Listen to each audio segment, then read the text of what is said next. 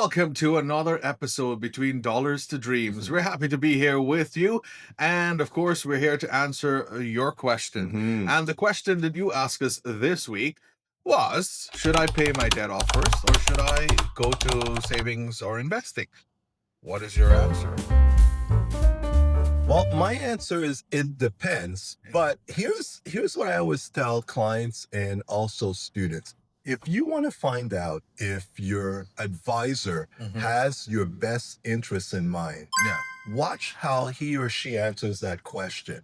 Generally speaking, it is always best to pay off credit card non-deductible debt first. Yes. So if you have extra money, it's better to pay that off and wipe out the debt. You will pay less interest.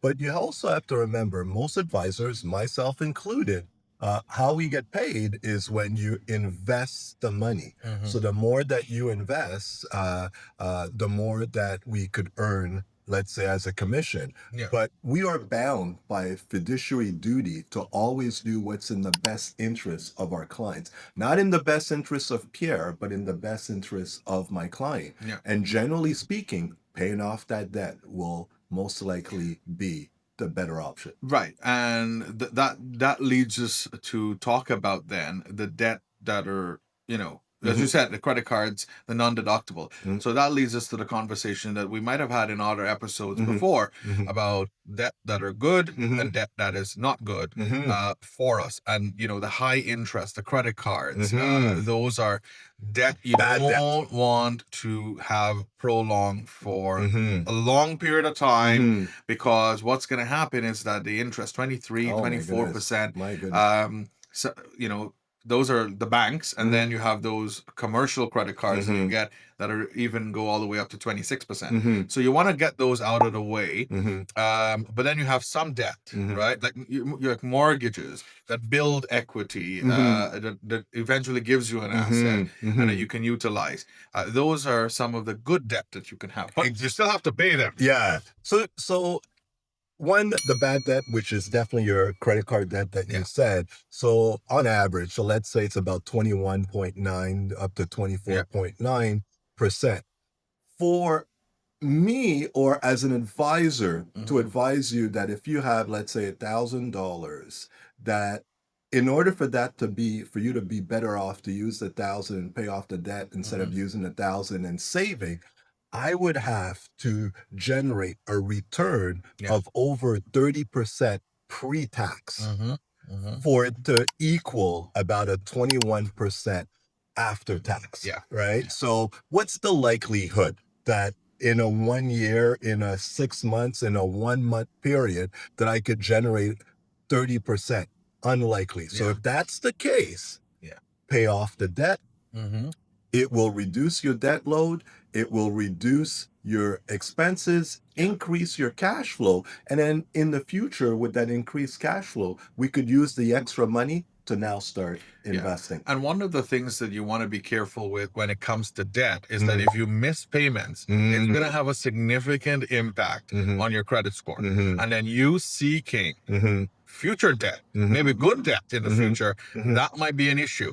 Because your credit score is a factor when it comes to seeking new financing or new debt. That is such a good point. I wasn't even going to go there, but credit utilization, right? So let's say you have $1,000 credit limit and you're maxed out to the $1,000 credit limit. Your credit score is actually going to go down, even though you make your payments on time. But because you utilize 100% of your credit limit, it's going to bring down your credit score. So by paying down the debt will lower your credit utilization percentage and boost actually your credit score.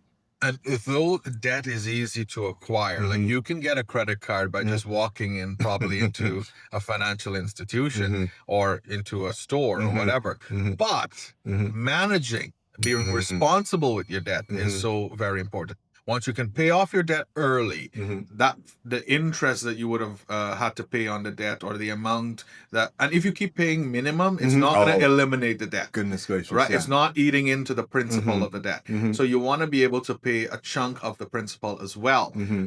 So ensure that you are able to do that, because the interest that you're going to save on your debt, that now can be used for investing and saving. Exactly. Now, you've also talked about good debt. Yeah. So good debt would be when you use the strategy, which is an aggressive one, called borrow to invest, Yeah. right? Yeah. So if you're borrowing using your line of credit or a loan, and instead of using that loan for other purposes, Yeah. you use it to invest outside of a registered investment. So Yeah. outside of a TFSA, outside of an RSP, you're using that loan proceeds to invest non-registered.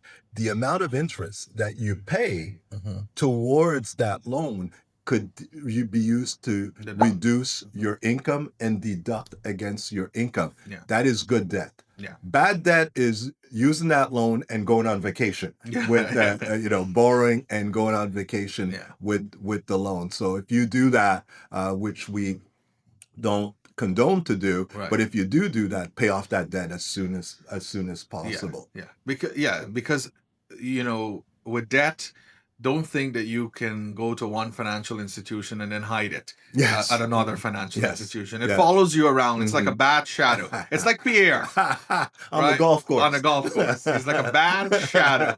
Right? So get your debt paid off, especially those high interest debts. You'll want to pay those off as early as possible so that you can avoid paying those exuberant interest rates. Yeah. And then, you can, if you're not sure how to do it, this is where you contact the Yes. team. Come to the team, let them work out a plan for you, your debt management consolidation, maybe look at avenues where maybe you have the luxury of doing both at That the would same be time, ideal. Yes. right? Yeah. You can pay off your debt while still saving and investing, right? Because it's important for you to do that. And one of the things when it comes to maybe a debt management strategy is ensuring that you have some sort of emergency Always. in case you're Always. not, if you don't have a job. I know that's another question, but if for some reason you're temporarily laid off or you can't get a job, you still have to pay the those debt. debt. So you have to have some finances available in order to do that.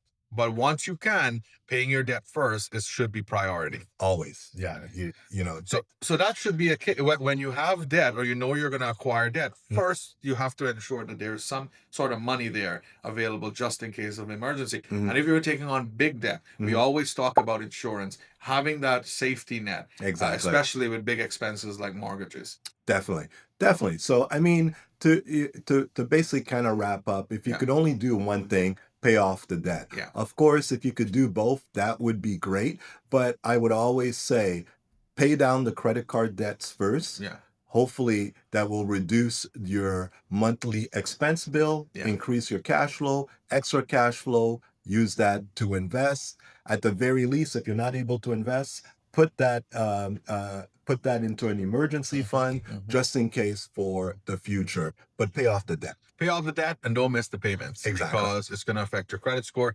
Delinquency, I know, is on the rise, but you got to try to do as much as possible to avoid that. Exactly. All right. So hope that answers your question. Thank you for watching today. Like, subscribe, share, and continue posting your questions. And that is all from us here. Bye-bye for now. Bye for now.